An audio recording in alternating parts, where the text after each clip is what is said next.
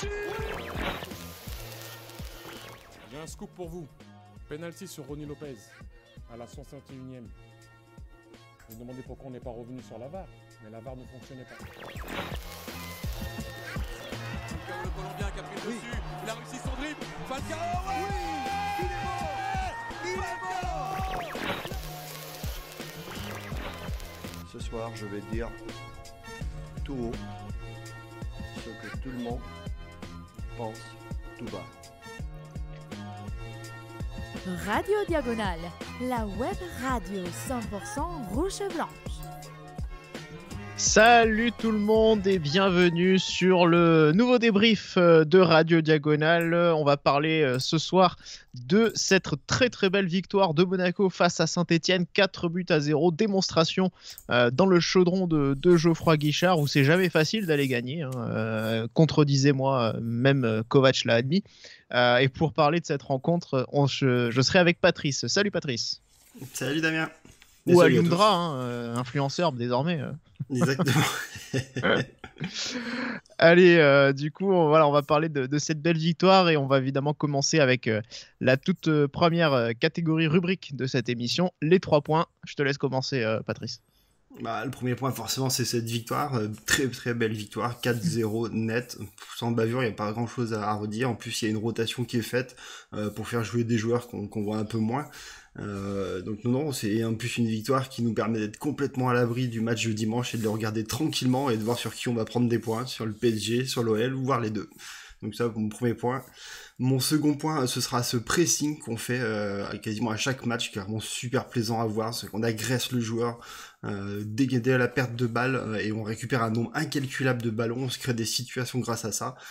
C'est vraiment très très fort. J'espère qu'on arrivera à continuer à le faire jusqu'à la fin de la saison, parce que c'est un exercice quand même qui prend beaucoup d'énergie. Mais en tout cas, c'est impressionnant. Et mon dernier point, ce sera Tchouaméni, qui est constamment en train de monter son niveau. Maintenant, il commence même à marquer des buts, à faire des passes décisives alors que c'est un milieu défensif. Normalement, quand ton meilleur joueur, c'est ton milieu défensif, c'est pas bon signe dans une équipe. Pourtant, nous, si. Donc ça fait vraiment plaisir. Donc là, il a été appelé avec les espoirs, mais je sens qu'il faut pas trop qu'il s'y habitue, parce que l'équipe de France va pas être loin à la vitesse à laquelle il va. Ouais, on parlera évidemment de sa performance encore XXL ce soir dans les prestats individuels. Moi, mes 3 points, du coup, le premier, c'est le retour de la marche en avant. C'est vrai qu'on avait connu, on était un petit peu à l'arrêt, on va dire, depuis 2 matchs. Alors cette défaite face à Strasbourg, évidemment, elle était... on était passé à côté, très clairement, mais c'est vrai qu'elle n'était pas du tout... elle n'était pas du tout conforme avec ce qu'on voyait depuis 2 mois. Donc on a vu ensuite face à Lille que la thèse de l'accident était bien validée, parce que face au leader, on avait largement su faire jeu égal, voire mieux. Donc là aujourd'hui, la correction qu'on inflige à Saint-Etienne montre qu'il n'y a pas eu de problème et que tout roule à nouveau. Et ça fait bien plaisir. Le deuxième point aussi, c'est pareil, c'est comme toi, pour rejoindre un peu le tien, c'est le pressing, ou en tout cas la pression plutôt qu'on va mettre sur Paris-Lyon, en tout cas sur les concurrents pour le podium, parce que là voilà, on a ce match en avance, on va pouvoir être regarder ce PSG Lyon qui arrive dimanche soir bien tranquillement dans nos canapés. On va pouvoir se délecter du résultat, quoi qu'il en soit, parce que dans un sens comme dans un autre, on aura forcément fait la bonne opération aujourd'hui. Et puis le troisième point, moi, c'est sur un autre joueur, du coup, c'est Jovetic, de 0 à héros, c'est un petit peu la formule. On l'avait quitté sur un raté contre Maignan à la toute dernière minute contre Lille. Il était revenu avec un poteau, une barre transversale et un pénalty raté, et pour finalement donner le premier but de la rencontre. Beau but, titulaire, un peu surprise. Mais en tout cas, voilà, je voulais le retour, la rédemption de Jovetic, si je puis dire, titulaire donc ce soir, ce qui me permet d'annoncer, Patrice, la deuxième partie de l'émission, à savoir la composition. Et d'habitude, c'est vrai qu'on a plutôt tendance à dire qu'il n'y a pas trop de changements, ou alors que c'est plutôt le même système, mais il y a juste quelques retouches. Là, pour le coup, on a eu droit quand même à des vrais changements de la part de Kovac. Ah ouais, parce que là on a un changement de tactique, parce que du coup on repasse sur un 4-4-2 classique, et en plus on a 3 changements majeurs dans le 11 auxquels on s'attendait pas du tout. Surtout que là c'est la trêve internationale, donc il n'y a pas forcément de rotation nécessaire pour mettre des joueurs au repos en vue du prochain match, qui est dans un moment maintenant. Donc non, c'est assez surprenant de voir qu'il y a eu ces changements de fait. Ouais, alors ces changements, du coup, on va les détailler un petit peu. En défense centrale, notamment, Patrice, le retour d'Axel Disasi dans une doublette avec Badiachil, donc Maripane mis de côté. Enfin, il n'était pas dans le groupe parce qu'il était suspendu déjà ou Non. Non, Si, il donc était dans le groupe. Si, il était dans le groupe. Après, Il peut-être était pas dans sur le le banc, j'ai pas fait attention, mais il était dans le groupe. Il était appelé. je le vois pas moi dans le groupe. Alors il a dû peut-être être mis en tribune au dernier moment parce qu'il n'est pas marqué. En tout cas, il n'était pas sur les Non, sur la feuille de il match. était dans le groupe, ça c'est sûr. Il a été appelé dans le groupe des 21 joueurs. C'est peut-être pour ça d'ailleurs qu'on a pris 21 joueurs. Du coup. Ouais, effectivement, il y a peut-être une incertitude le concernant, une petite alerte possible au dernier moment, parce que là, il est pas sur la feuille de match tout simplement. Hein. Je l'ai sous les yeux. Le joueur en tribune, vu que Milo était bien sur le banc. Voilà, c'est ça. On avait également du coup Golovin à de nouveau titulaire avec Sidibé qui formait 2 joueurs, la paire sur le côté droit, donc pas de Aguilar de fait non plus. Non plus. Et enfin, du coup, on a parlé de Jovetic, mais c'était la grosse surprise, Patrice, avec Ben Yedder sur le banc. Bah oui, c'est l'absence du capitaine, c'est quand même assez rare. La dernière fois qu'il a dû être sur le banc, c'est quand il revenait de sa période un peu Covid. Et donc du coup, là, non, le choix de le mettre de côté, on a pu s'attendre à une doublette Jovetic-Ben Yedder à la rigueur. Parce que Voland lui enchaîne toujours les titularisations et sort même très rarement. Mais du coup, non, c'est bien notre capitaine qui était sur le banc pour ce match. Ouais, et ça pourra même faire plaisir à certains, hein, en tout cas qui commentent sur nos vidéos, hein, comme Santa, qui réclamait la titularisation de Jovetic à la place de Ben Yedder. Et c'est vrai que elle va rapidement donner raison à Kovac, hein, Patrice, parce que c'est le Jovetic time, hein, ce début de rencontre finalement. Oui, on n'a pas le ballon tout de suite. Saint-Etienne nous met un bon petit pressing, il récupère le ballon, il le lâche très très peu. C'est vrai que les 3-4 premières minutes sont pour eux. Par contre, après, très très rapidement, et comme tu dis, c'est les Jovetic time, parce que du coup, là, on reprend la possession du ballon, et il nous fait du coup cette première frappe, où du coup, il fait un beau contrôle, une demi-volée qui va fracasser la barre transversale. Donc on rage un peu à ce moment-là, et du coup, ça enchaîne directement 3 minutes plus tard, où il fait une très belle percée dans la surface, et il se fait tacler. Bon, Debuchy prend le ballon clairement en premier, mais bon, derrière, il lui fait quand même un bon croppant en jambe pour moi. Je trouve qu'on est très très limite avec le penalty. Mais du coup, qui va intervenir juste après, parce que sur le corner, il y a une main de Debuchy qui donne le penalty. Ouais, Debuchy qui s'était déjà distingué par une intervention un peu limite, tacle par derrière du coup sur Jovetic. On se demandait s'il n'y avait pas moyen d'obtenir un petit quelque chose. Mais effectivement là, sur la deuxième intervention il y a vraiment pas de débat. D'ailleurs je crois que la VAR n'a même pas été consultée ou non, même Debuchy il râle pas, hein, il sait très bien qu'il a fait la main. C'est assez net, la main, en tout cas l'intentionnalité ici est assez manifeste, mais voilà, du coup ce penalty raté par Jovetic. On pourrait quand même dire 2 mots sur sa course d'élan, hein. Voilà. Typiquement, la course d'élan, par contre, qui me gonfle, hein, il s'élance pas vraiment, en fin de compte, il s'arrête. Enfin, c'est vraiment les courses d'élan que je déteste voir, personnellement. Je sais pas si c'est ton cas aussi, mais ça m'insupporte. Le règlement a tellement changé sur ce point-là, comme quoi t'arrêter, tu dois avoir la même vitesse tout le long, et qu'après t'as le droit de marquer un temps d'arrêt si tu ne t'arrêtes pas, mais... Voilà, c'est très chiant, c'est vrai que je préfère clairement quand quelqu'un court sur le ballon frappe, et voilà, c'est quand même plus simple. Oui, voilà, mais c'est surtout aussi, je trouve que c'est souvent une mauvaise préparation, hein, pour tirer un penalty, et enfin voilà, moi j'aime pas du tout cette façon de s'élancer, peu importe leur réglementation sur ça, qu'on ait le droit ou pas. Je veux dire, Neymar en général quand il fait ça, lui par contre en général il aimait, mais c'est pas pour autant que j'aime non plus, hein. Je préfère un beau mouvement, quelque chose de franc, et pas quelque chose un peu comme ça de vicieux, qui souvent de toute façon finit mal. On se rappelle, je me rappelle aussi beaucoup de Falcao. En général, quand Falcao faisait une course comme ça, il les ratait, puis quand il faisait une course normale, il les mettait. Voilà. Mais Ben Yedder aussi le fait, il me semble. Ça arrive, voilà. Et voilà, il en a raté un il n'y a pas longtemps, bien fait. Non, je déconne. Mais en tout cas, c'est le deuxième, parce que justement, celui de Ben Yedder, le dernier était raté, donc ça fait 2 pénaltys ratés de suite. Donc il va falloir corriger ça, messieurs. En tout cas, quelques minutes plus tard, Jovetic va se rattraper, même dans la foulée, sur un superbe service, Patrice, de Tchouaméni. Ouais.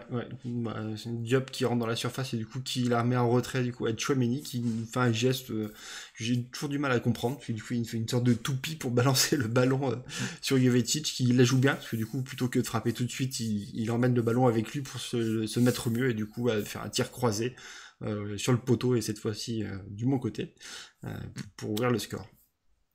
Ouais, et derrière on va quand même vivre une mi-temps relativement tranquille, même si on peut noter quand même des Stéphanois qui essaient de jouer un peu entre nos lignes pour se retrouver devant le but de Lecomte. C'est plutôt rare, même s'il y a 2-3 situations où Lecomte va un petit peu devoir sortir, s'éloigner de sa ligne et essayer d'anticiper un petit peu le jeu. Mais globalement, c'est une première mi-temps assez maîtrisée de la part de Monaco. Ouais. Pour moi, ils sont dangereux uniquement sur coup franc, Saint-Étienne. C'est le seul moment en fait où ils ont vraiment pu être dangereux, c'est qu'ils ont eu des coups francs bien placés, qu'ils ont mal placés. Par contre, après, c'est autre chose. Mais en tout cas, voilà, c'est le seul moment où vraiment on a été un peu en danger. C'est quand on leur a plus ou moins donné des coups francs aux abords de notre surface. Sinon, dans le jeu, on les a complètement bloqués et ils n'ont pas du tout approché notre surface. Ils étaient en position de frapper. Je crois qu'il y a un seul tir cadré à la mi-temps pour eux. Ouais, si j'ai pas la page qui me vient de se barrer sous mes yeux, c'est formidable. J'aurais pu te dire oui éventuellement ou non, pas du tout. Tu te trompes complètement, Patrice, mais t'as la mise à jour à ce moment-là. Voilà, c'est ça. Le rafraîchissement. Je déteste quand ça se passe comme ça sur ces sites-là. Alors je vais pouvoir te dire, ça s'est rafraîchi, ça y est. Enfin, je clique sur 1 maintenant, mais en tout cas c'est pas très important parce que le sentiment de domination il est global, il est quand même très très notable. Il y a 4 tirs pour Saint-Étienne, dont 1 cadré. Voilà, donc bon, effectivement c'est pas très très bon pour eux, et globalement voilà, il y a une bonne maîtrise de cette première période, même si encore une fois à 1-0 le match est pas du tout plié, parce que voilà, on sait que on a eu souvent tendance aussi à nous relâcher un petit peu, etc. Mais la deuxième mi-temps va être rapidement meilleure.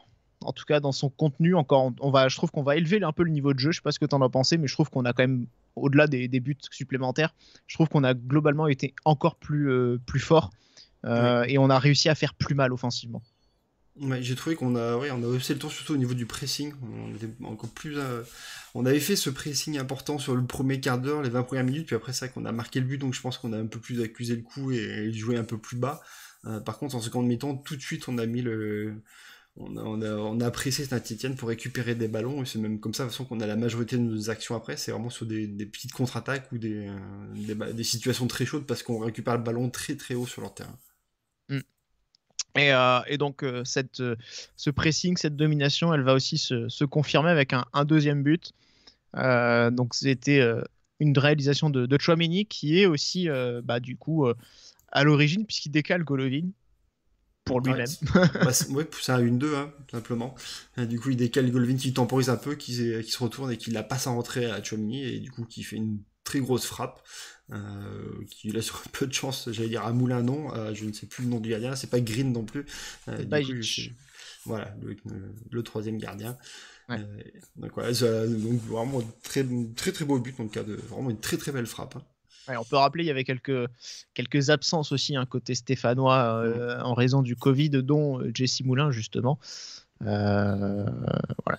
Donc c'est vrai que Saint-Étienne s'est retrouvé avec leur troisième gardien. Début compliqué pour lui forcément, oui. Avec une petite piquette. Et donc Monaco qui continue, et pareil sur une récupération de Sofiane Diop.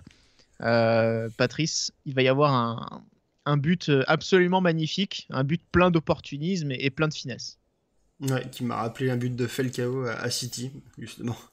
Avec ce magnifique petit lob sur le gardien, sur une course tout seul. Quoi. Il avait déjà fait sur un match, j'arrive plus à me rappeler lequel, mais il avait fait pareil, une lecture, et du coup avait intercepté un ballon, et était allé après tout seul inscrire son but.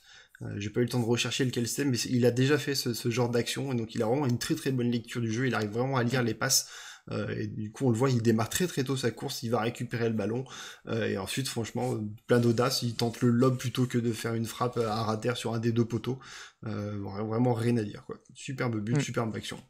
Ouais, effectivement, peut-être un des plus beaux de la soirée, je sais pas, mais en tout cas ouais, effectivement il a régalé, il s'est fait plaisir aussi, et c'est vrai que c'est pas un but facile à mettre, hein, mine de rien, parce que ce lob, ce piqué là dans la course, quand tu es lancé à pleine vitesse, c'est pas simple.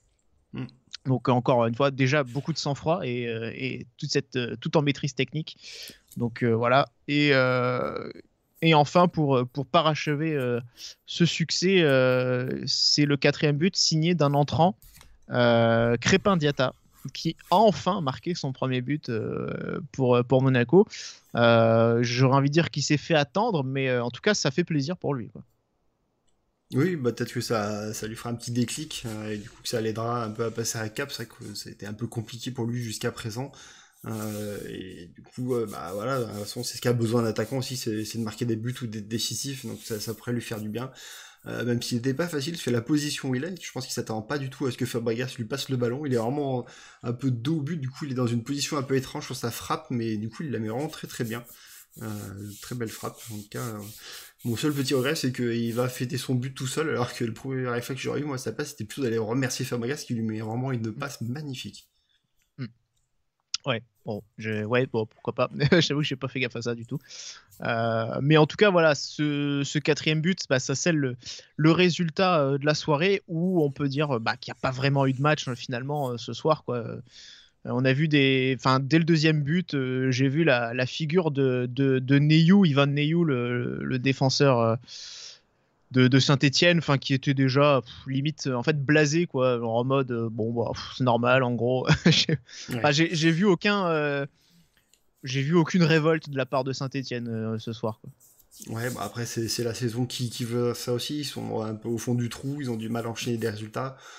Certes, ils sortaient d'un bon résultat, ils sont allés chercher la victoire à Angers, mais bon, c'est un bon résultat parmi beaucoup de mauvais. Ils attaquent cette rencontre avec en plus plein de joueurs qui sont encore sous le coup du Covid, comme ils ont déjà eu en début de saison. D'ailleurs, ils ont parlé sur Canal+, juste avant le match contre Lyon. Donc forcément, oui, c'est sûr, tu commences le match, tu prends tout de suite des buts, et, c'est compliqué, et voilà, c'est le problème des saisons ouais, comme ça pour eux. Hein. Ouais, effectivement, et puis voilà, plus d'effet Puel depuis longtemps. Mais voilà, donc pas de match. Monaco qui a été vraiment solide de A à Z, qui a maîtrisé cette rencontre de bout en bout, et une nouvelle clean sheet surtout, Patrice. Ça aussi c'est très important quand même, mine de rien. On sait que 5 matchs, quoi. Ouais, alors qu'on était avant cette rencontre, on était la 9e défense de Ligue 1. Je ne sais pas si on aura moyen de progresser un petit peu dans la hiérarchie avec les rencontres qui vont venir ce week-end. Mais en tout cas, voilà, la tendance, elle est très très bonne. Ah, on aime bien remonter, parce qu'il n'y a pas si longtemps que ça, on était 13e défense, et donc petit à petit on remonte. Donc non, c'est quelque chose d'assez surprenant, surtout que c'était vraiment notre point faible sur le début de la saison, c'est qu'on n'arrêtait pas d'encaisser des buts, on n'arrivait pas du coup à avoir cette linéarité derrière. Et même sur un match où on repasse sur cette charnière centrale du début de saison, hein, alors on est reparti comme au début, on arrive pourtant à faire un match très très propre, où on est rarement mis en danger. Donc, on l'avait déjà dit, ça, des fois la défense ça vient aussi des milieux de terrain, et là ils ont clairement haussé leur niveau de jeu, Tchouaméni et Fofana, et peut-être qu'ils aident beaucoup plus la défense, et elle est beaucoup plus sereine, elle se prend moins de vagues d'attaque. Alors c'est vrai que si on parle un petit peu de la défense, pour revenir un petit peu sur l'aspect tactique, j'ai trouvé quand même que effectivement il y avait un 4-4-2 sur des situations défensives. Par contre, il y avait aussi, on retrouvait quand même cette ligne de 3 derrière quand on était sur des phases de possession. Je sais pas si tu l'as remarqué aussi, avec Sidibé qui continue de jouer axial droit. Donc voilà, les précédents préceptes ont jamais été vraiment oubliés non plus. Et c'est un peu ce que je disais, je sais plus à quel moment, mais en fait, on a plus l'impression que ce que fait Kovac, ce que propose Kovac, c'est plutôt une lente évolution. À chaque fois, des petites choses, des petites touches qu'il apporte au fur et à mesure, progressives, qui viennent un petit peu enrichir la culture tactique de ce groupe, de cette équipe, j'ai l'impression, qui vient un petit peu ajuster par rapport à certaines choses, peut-être essayer d'être un peu moins prévisible aussi, en modifiant comme ça et là certaines choses. Je sais pas ce que tu en penses. Bah, c'est sûr que ça vient surtout de lui, de sa mise en place tactique qui a changé, parce que c'est depuis qu'on est passé à ce système de 3 défenseurs qui fluctue en fonction de si on a le ballon, si on n'a pas le ballon, et qu'on a commencé à améliorer notre système défensif. Après sur ce match-là, je sais pas, donc, souvent j'ai vu que Sidibé débordait, mais c'est vrai qu'on l'a rarement vu très très haut, aussi haut que Enrique. Donc j'ai pas forcément fait attention, mais oui, je pense que comme tu le dis, il a dû rester avec ce système à 3 défenses. Même si c'est un match qui était plus ou moins ouvert, on aurait pu largement être un peu plus offensif, on va dire. Mais je pense que ce système maintenant il est assez ancré dans les joueurs et qu'ils ont tendance à le reproduire, même si on pouvait avoir un autre schéma initialement. Oui, c'est vrai que c'est ce qu'il a dit en conférence de presse. Maintenant, les joueurs qui savent ce qu'ils ont à faire. Et c'est très vrai au final. C'est très vrai parce qu'on sent qu'il n'y a plus d'hésitation. Au niveau du pressing, justement, il est bien organisé, il est bien coordonné. On sent qu'il n'y a plus d'erreurs. Il y a plus, voilà, c'est ça, mais il n'y a plus d'erreurs. Il n'y a plus un moment où on donne un ballon bêtement à l'adversaire, un moment où peut-être les décalages ne se font pas. Enfin, globalement, on arrive vraiment à faire des matchs, des prestations sans fausse note. Et donc c'est vrai que voilà, il y a eu très clairement du gros travail. Alors j'imagine qu'ils vont avoir 2 jours de repos après ça. Ce serait mérité, hein, cela dit. Bah après la plupart là, ils doivent partir dès ce soir, voire demain matin en sélection. Hein. Ouais, effectivement. En plus, il y a l'Euro aussi qui va. On est vendredi, donc c'est vrai que non, je crois que c'est le dimanche. Normalement, c'était le dimanche quand il y a les matchs le dimanche qui partaient juste après. Donc oui, ils ont peut-être 2 jours et jusqu'à dimanche où ils partent en sélection. Bon, en tout cas, ils les auront bien mérités pour ceux qui resteront. Ça c'est sûr. Mais voilà. Les Américains, ils restent. On en a plus beaucoup. Voilà, c'est ça. Mais donc voilà, en tout cas, petit à petit, cette équipe qui s'imprègne, on va dire, de cette culture tactique et qui arrive à faire des prestations vraiment très très abouties et qui est capable d'évoluer dans le sens que demande Kovac. Donc voilà, ça s'est encore vu ce soir avec une adversité sans grande résistance et sans grande velléité de se rebeller de la part de Saint-Etienne. Mais voilà, je pense que quelque part, s'ils n'ont pas réussi à le faire, c'est parce qu'on a été sérieux et bon de bout en bout et qu'on leur a pas non plus permis de jouer. Et donc voilà, en tout cas, je suis très très content de voir le visage de cette équipe qui m'a vraiment fait plaisir. Et je pense que c'est un plaisir qui est sans doute partagé par tous. Oui, que ce soit sur le genre de match-là ou même sur des 0-0 contre Lille, franchement, on a pris du plaisir à voir notre équipe évoluer. Ouais.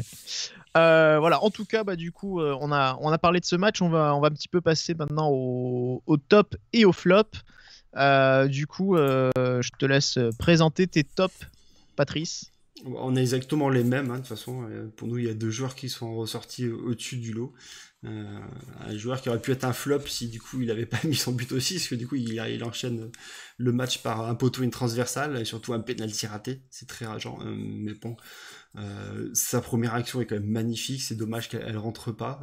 Derrière il se rattrape bien en marquant son premier but, et même tout le reste du match il joue très très intelligemment, toujours en remise, il fait de très beaux appels, bon dans le pressing aussi. Franchement, très bon match pour ma part, je trouve, de Jovetic. Ouais, effectivement, je suis d'accord avec toi aussi. Il a apporté plus de mobilité, tout simplement. Ce que je disais la semaine dernière, c'est que c'est un joueur qui amène un peu plus de profondeur. Et je pense que quelque part, ça ça fait du bien aussi à l'équipe quand tu veux aller vers l'avant, d'avoir une solution un peu plus, de trouver une solution assez rapidement aussi quand tu as un joueur un peu plus mobile et en tout cas un peu plus enclin à courir aussi devant, en tout cas faire l'appel vraiment un peu plus vers l'avant. Donc voilà, je pense que c'était vraiment une bonne performance pour Jovetic. Et le deuxième top, évidemment, c'est Aurélien Tchouaméni qui s'affirme, bien sûr, depuis plusieurs semaines maintenant, qui a été récompensé par une sélection avec les espoirs. Il va jouer l'Euro Espoir, donc, qui est un Euro en 2 parties. Un truc un peu chelou. Voilà, c'est un peu embêtant pour nous parce que il y aura 3 matchs à jouer. On va savoir s'il les jouera ou pas. On ne sait pas encore trop. Il vient d'arriver. Mais voilà, ça risque peut-être. Il y a du beau monde. Hein. Il y a du beau monde. Mais il risque d'avoir d'une débauche d'énergie peut-être pendant cette trêve internationale. Ce sera peut-être pas simple. Et puis, il faut rappeler, il sera suspendu contre Metz. Ça, c'est un peu la mauvaise nouvelle, par contre, pour la reprise de Ligue 1. Et sur le match de Ligue 1, bien sûr, puisque c'était l'accumulation de cartons en Ligue 1. Donc, si le match de Coupe de France était avant celui de Ligue 1, il était suspendu en Coupe de France. Hein. Ah oui, non, c'est parce qu'il me semblait que c'était entre Ligue et Fédération, c'était pas forcément les mêmes, d'accord. Oui. Non, c'est Trophée des Champions, Coupe de la Ligue avant, c'est tout ensemble. Coupe de la Ligue, c'était bien la Ligue, quoi. Donc c'est pour ça que je savais pas si c'était. Je comprends le raisonnement. Ouais. Mais en tout cas, voilà, du coup, pas de chance. Mais bon, voilà, on va espérer évidemment que pour sa progression, ça se passe bien avec les espoirs. C'est une bonne chose pour lui, évidemment.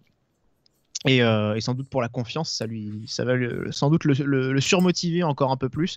Mais voilà, Tchouaméni qui a été vraiment, encore une fois, impérial. On l'a vu très très bon à la récupération. Et comme tu disais, Patrice, il a ajouté la finition aujourd'hui. Deuxième but de la saison, mais de sa carrière, tout simplement. Hein, parce qu'il n'avait pas mis de but avant. Ça va être sa deuxième place décisive aussi de la saison. Donc c'est pas normalement un rôle qui lui est attribué, parce qu'il joue bas sur le terrain, c'est un milieu défensif, hein, clairement, ou un box-to-box, mais très rarement en position de tir.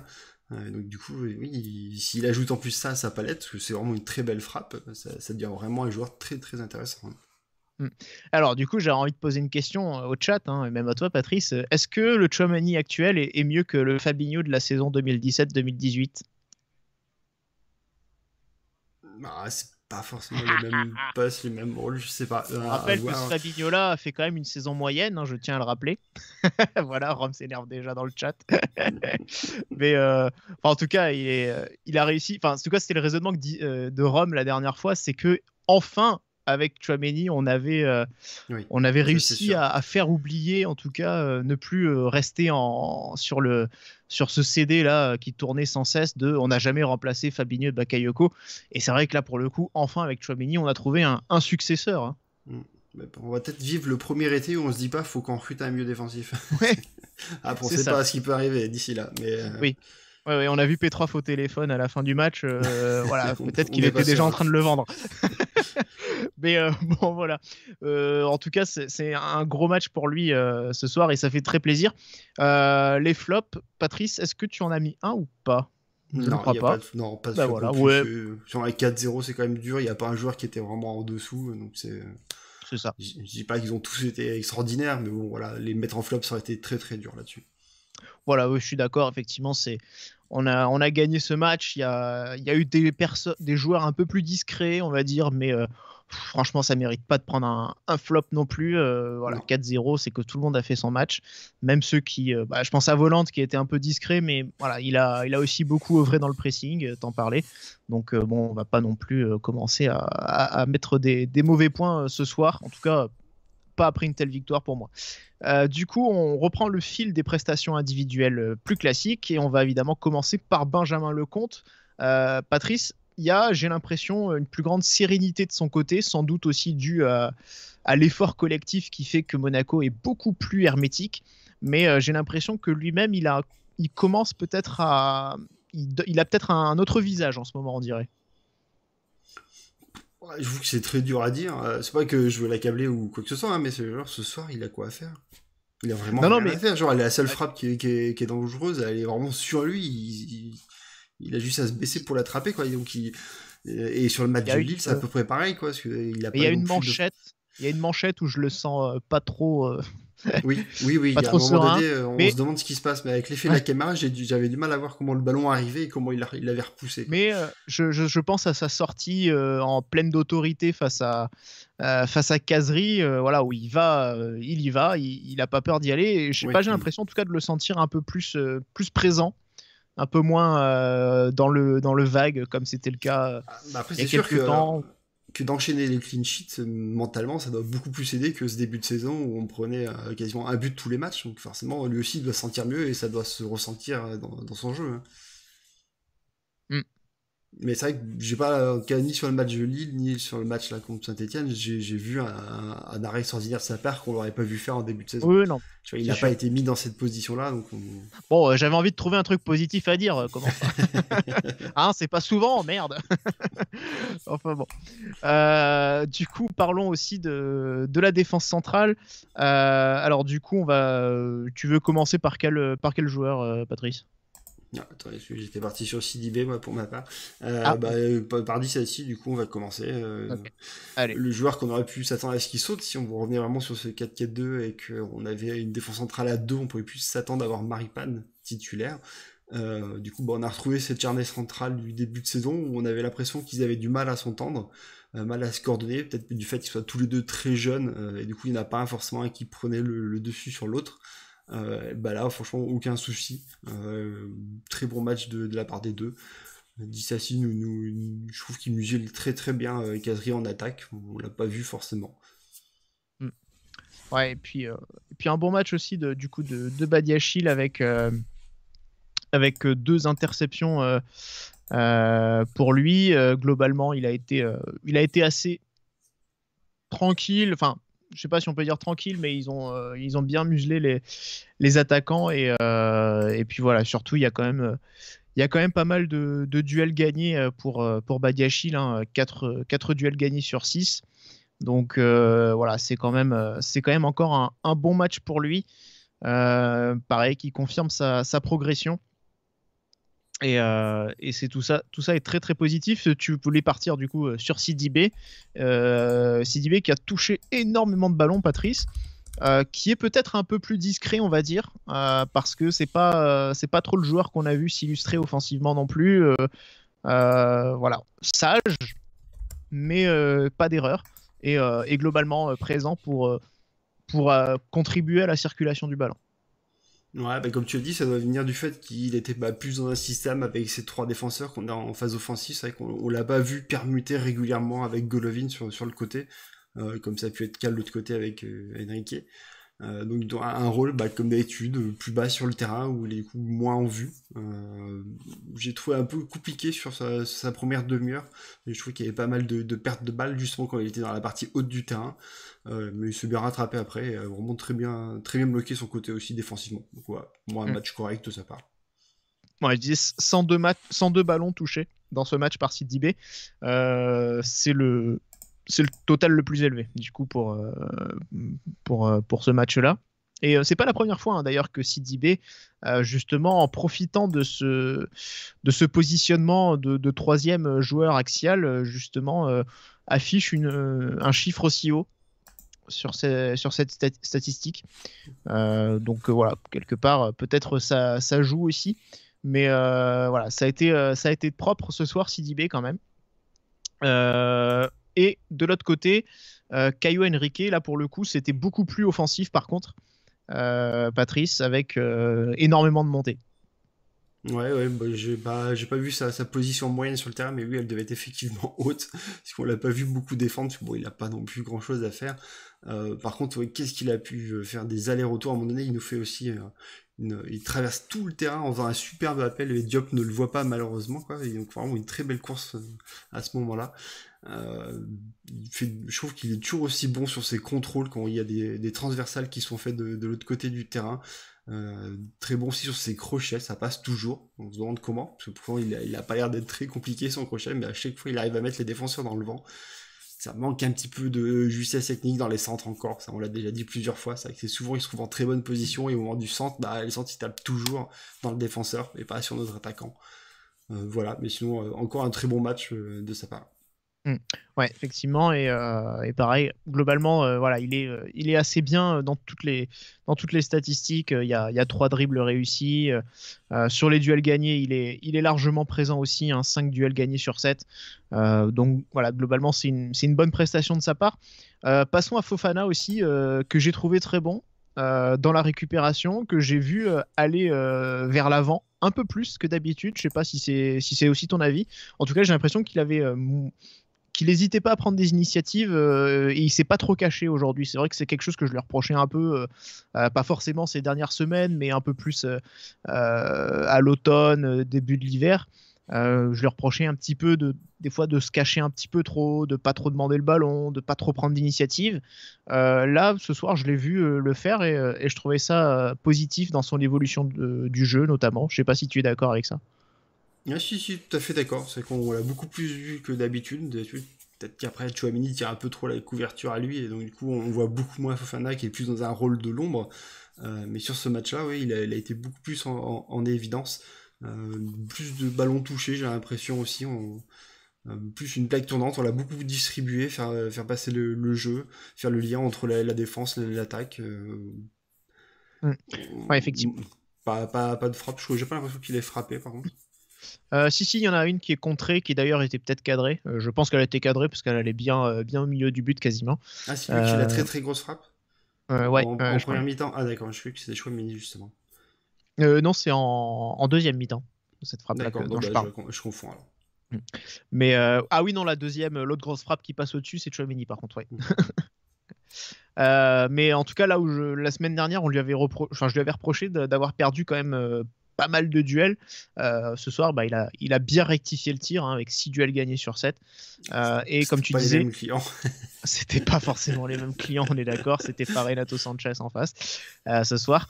Mais voilà, tu disais, il a touché beaucoup de ballons. Oui, c'est vrai, 85 ballons touchés. Et voilà, un bon ratio de passes réussies quand même. Donc globalement bien propre ce soir et un bon match pour lui. Donc c'était une bonne nouvelle. Je vais te laisser parler de Golovin, Patrice, si tu veux bien. Ouais, lui ça fait plutôt partie pour moi des joueurs qui étaient un peu en dessous. Je trouve qu'on a un peu du mal à le revoir. Les seules choses que j'arrive vraiment à ressortir sur ce joueur actuellement, c'est son jeu des fois en une touche de balle. Il a des mouvements avec son pied pour arriver à lancer le ballon alors qu'il est complètement dos au jeu, à arriver à avoir des appels, à faire de très très bonnes passes. Mais sinon, dans la construction, dans son positionnement, je trouve que c'est pas encore ça. Personnellement, j'attends plus de lui, plus d'un joueur de son niveau. Combien on l'a payé, on en revient toujours au même. Passe décisive ce soir quand même. Oui, il y a une passe décisive ce soir, en effet. Mais voilà, personnellement, j'en attends un peu plus. Surtout quand on voit ce qu'il nous a fait au début de l'année, quand il est revenu de blessure. Il nous a vraiment fait de très très belles actions, de très beaux buts. On peut s'attendre. Je trouve que là, il est plus dans un creux, où on le voit moins bien. Un peu sur le niveau qu'il avait l'année dernière. En tout cas, Golovin, qui a donc cette passe décisive à la 54e. Du coup, ça conforte le fait que c'est un remplaçant, parce que voilà, ça peut être une minute où les remplaçants rentrent. C'est une blague, hein, mais voilà. Enfin, Rome pour lui, Golovin est indispensable. Moi, je sais pas. Pour moi, c'est pas un titulaire dans tous les cas. Enfin, il part pas forcément encore titulaire. Je le trouve meilleur quand il sort du banc, franchement. J'ai une préférence aussi. En tout cas, je trouve qu'il a mis quand même du temps à rentrer dans le match. Il nous a refait quand même sa spéciale frappe pas cadrée tout début de rencontre. C'était la première banderille. Et ça m'étonne pas en fait parce qu'il regarde jamais le but en fait. Donc ça m'étonne qu'il cadre pas parce qu'il tire n'importe où. Voilà. Enfin, c'est bon. Bon, en tout cas, ne polémiquons pas sur Golovin. Je m'abstiendrai ce soir. Surtout que sa performance n'est pas non plus mauvaise, hein, évidemment. Mais voilà, je n'en rajouterai pas. Sofiane Diop, de l'autre côté, j'ai beaucoup aimé son match. On l'a plus vu, on l'a pas mal vu en première période. Il est dans le but, hein, sur le premier but de Jovetic. C'est lui qui donne le ballon, qui fait ce retour au centre. Je le trouve avec une belle activité, une belle animation en première période. Après, il y a eu des moments où il s'est un petit peu éteint avant de se distinguer avec ce but en deuxième période, donc, dont on a parlé tout à l'heure. Donc, un bon match pour moi de Diop. Après, peut-être qu'il a été par moments un peu moins constant, on va dire. Je sais pas ce que tu en penses. Ouais, bah, parce que je pense que t'es pas le seul à avoir vu qu'il s'était un peu éteint sur les deuxième mi-temps, hein, parce que vu qu'il est sorti au moment de son but, c'était déjà programmé ce remplacement, c'est que Kovac aussi sentait qu'il commençait à être vraiment moins bien. Grosse activité sur la première mi-temps, où le jeu passait de façon que de ce côté-ci. C'est vrai qu'on a très peu eu de ballon du côté-ci d'Ibé Golovin, ça passait énormément entre Enrique et Diop. Voilà, après bon, il avait été mis au repos sur les derniers matchs, plus remplaçant que titulaire, ça fait plaisir de le revoir titulaire. Je trouve, oui, comme tu le dis, c'est toujours aussi important dans la construction du jeu, dans sa façon de l'orienter, toujours essayer de jouer vers l'avant, toujours de très bons appels aussi, puis même au niveau du pressing, quoi, c'est constant, c'est tout le temps, il court après le... C'est ça, il lâche rien et non, c'est une vraie... j'ai envie de dire c'est une teigne dans le bon sens du terme, c'est-à-dire qu'on sent qu'il a faim, il a envie de ballon, et voilà, il rechigne jamais à faire les efforts, et donc dans l'attitude, je trouve que ça fait vraiment plaisir de voir un joueur comme ça aussi, qui est aussi volontaire. Et puis voilà, quand il est en plus intelligent, qu'il a une bonne vision du jeu et qu'il a une belle dose technique, bah forcément c'est pas pour gâcher, quoi. Après c'est sa première grosse saison, hein. Il est très jeune, c'est sa première grosse saison, et je pense que il est pas habitué à ça non plus, donc je pense qu'il accuse petit à petit le coup. Et là, pour le coup, je pense que c'est une très bonne chose que lui ne soit pas appelé avec les espoirs. C'est pas mal râlé du fait qu'il soit pas appelé. Alors je pense qu'il y a mieux que lui. Je pense qu'il a l'air beau être très bon. Franchement, les milieux des espoirs, c'est assez costaud. Mais ça lui fera du bien de pas en plus faire l'accumulation d'avoir 3 matchs internationaux à rajouter en plus. Faut qu'il puisse un peu se reposer. Ça doit être pas si simple pour les premières grosses saisons. Oui, effectivement, ça viendra. Et puis, c'est pour mieux aller à l'Euro international à la fin de la saison. Je plaisante. Du coup, il nous reste... qui nous reste-t-il à évoquer? Les attaquants. Le dernier titulaire, oui, effectivement, puisqu'on a déjà mentionné Jovetic. Du coup, c'est Kevin Volland. Voilà, s'il fallait mettre un flop ce soir, peut-être que ça aurait été lui finalement, parce que c'est vrai que et c'est pas la première fois, ça commence un peu à s'enchaîner. C'est des matchs un petit peu plus difficiles en ce moment pour lui, beaucoup d'efforts, mais avec peu de choses à se mettre sous la dent surtout, et au final peu d'occasions, hein, pour ce joueur. C'est vrai qu'on l'a pas vu en situation de frappe. Il y en a une où il peut la prendre quand, du coup, c'est Jovetic, je crois, qui fait une récupération au milieu du terrain, et donc on part avec une attaque, on doit être en 5 contre 3 quasiment, et Jovetic choisit donc de décaler Volland, et à ce moment-là, je pensais qu'il allait choisir de faire la frappe au second poteau, mais du coup, il choisit la passe entrée à Jovetic, mais en l'ajustant très mal. Du coup, c'est là qu'après, Tchouaméni fait sa frappe dans les nuages. Donc c'est le seul moment où il aurait été un peu en situation de pouvoir frapper, sinon c'est vrai qu'il n'a jamais été en position. Très souvent sur le côté, beaucoup d'activités aussi en pressing, et dans la construction du jeu, c'est vrai que sur quasiment toutes les actions, il est à un moment donné dans la transition. Mais c'est vrai que sur cette action, pareil, je pensais qu'il allait frapper. Très honnêtement, pour moi, il pouvait frapper, il pouvait tenter. C'était un angle qui restait quand même assez ouvert, je trouvais. Il a été altruiste, mais ça c'est mal. Son centre était pas très bon. Mais voilà, effectivement, on nous dit Volland fait quand même beaucoup de courses et de replis défensifs. Oui, c'est vrai. C'est vrai qu'il y a beaucoup d'efforts de sa part. Maintenant, c'est vrai que on aimerait bien, forcément, comme c'est un attaquant, le voir se distinguer devant le but plutôt. Et c'est vrai que ça fait quelques semaines que c'est un petit peu plus compliqué pour lui. À ce niveau-là, où il marque un peu le pas. Il est à égalité avec Ben Yedder, 13 buts devant au championnat, en tout cas dans le tableau des statistiques. Voilà, lui aussi peine un petit peu en tout cas, et c'est Jovetic l'homme un petit peu plus en forme, si je puis dire, en tout cas celui qui semble un peu se détacher en ce moment. Mais on l'a vu, ça peut tourner aussi avec Kovac, et tout le monde a sa carte à jouer. Petit point du coup sur le classement. Monaco du coup qui reste encore à cette 4e place, mais comme je le disais, qui met maintenant la pression sur les concurrents de devant. Paris-Lyon qui sont donc 1 point devant et qui doivent s'affronter dimanche soir, et Lille 4 points devant avec 63 points. Marseille avec un match en moins, est à 14 points actuellement. Voilà. On a eu droit encore au sempiternel, on joue la 4e place, mais ça y est, on s'est un petit peu lâché. Là, Sidibé a reconnu quand même que voilà, l'objectif c'était d'aller plus haut quand même. Bah, oui, c'est sûr que si on pouvait aller chercher cette Ligue des Champions, ce serait quand même pas mal. Ça fait déjà 10 journées qu'on a la 4e place, ce serait bien de pouvoir aller monter enfin sur la marche du dessus. Sachant que oui, là cette fois-ci, on va être à portée, parce que du coup on va être à 1 point, voire 2 minimum, maximum plutôt, du 3e. Donc, ouais.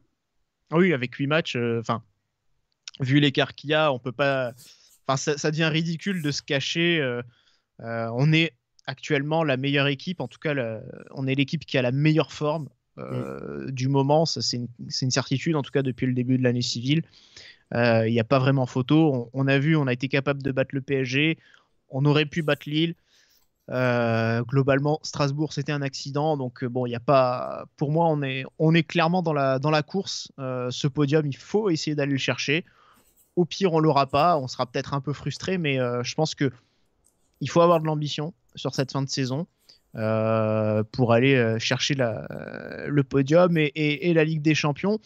Mieux si c'est possible, je pense pas. Ça va être difficile de faire tomber Lille, je pense. Mais voilà. En tout cas, il faut avoir un petit peu plus d'ambition plutôt que cette 4e place pour moi, parce qu'elle sera déjà bien, avec une belle Europa League à jouer. C'est quand même chouette l'Europa League aussi, quand même. Mais voilà, je pense que essayons de rêver toujours un petit peu. Voilà, rêvons plus grand, comme dirait un certain club que je n'aime pas. Voilà. Est-ce que Patrice, tu as un petit mot encore à rajouter ? Non, je pense qu'on a été assez complet sur ce match. Du coup, ça fait plaisir de renouer avec la victoire. Hein, mine de rien, ça fait 2 matchs qu'on était un peu tristes de ne pas y arriver. Et puis maintenant, renouer avec la victoire avec un clean sheet, un nouveau clean sheet, en soignant la différence de but, plus 4. Voilà, c'était bien, c'était une bonne soirée. Voilà, donc ce qu'on pouvait dire du coup sur ce match Saint-Étienne-Monaco, c'était un plaisir de débriefer cette émission. J'espère que c'était aussi un plaisir pour vous de nous écouter. Petite trêve internationale forcément, donc voilà, les prochains matchs, j'ai pas les dates, mais on va jouer Metz 2 fois. Ce sera donc Coupe de France, enfin Ligue 1 et Coupe de France. Et puis entre-temps, on vous proposera les petits clubs Mounégou traditionnels du lundi. Donc le prochain épisode sera consacré à Flavio Roma. Merci Patrice, merci à tous, merci au chat donc sur Twitch de nous avoir suivis, et n'oubliez pas bien sûr les petits pouces bleus, les petits tweets, les relais pour nous soutenir. Allez, ciao ciao et Dage Mounégou.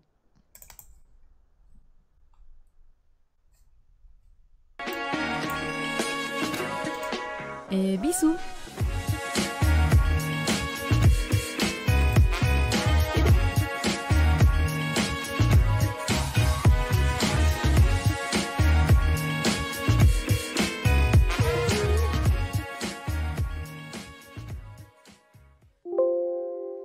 Et il y avait